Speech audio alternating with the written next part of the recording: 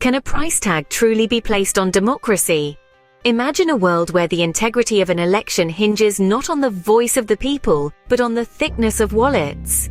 This is not merely a dystopian scenario, it's a reflection on the very real issues that plague electoral processes around the globe, including in India. Since the first general elections in 1952, India has grappled with escalating campaign expenses. Billboards, flags, and banners adorn every corner, while behind the scenes funds often change hands in less visible yet impactful ways.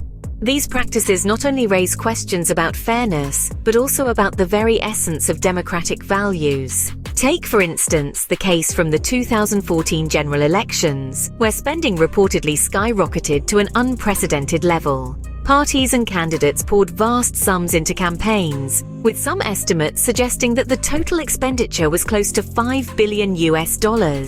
This massive outlay has profound implications, not just on the electoral outcome, but on the political engagement of the common citizen. How can a regular individual, perhaps with noble intentions but not deep pockets, hope to compete on such a monetarily skewed playing field?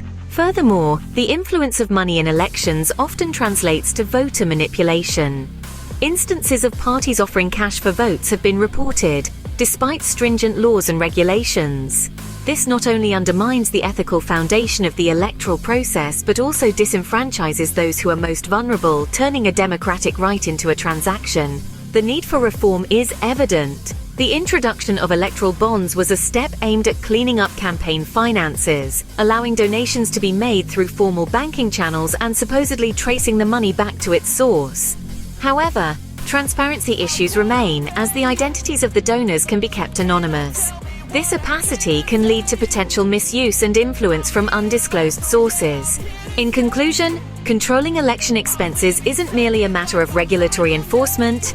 It's about safeguarding the sanctity of the electoral process. It's about ensuring that elections are a true reflection of the will of the people, not the purchasing power of the wealthy.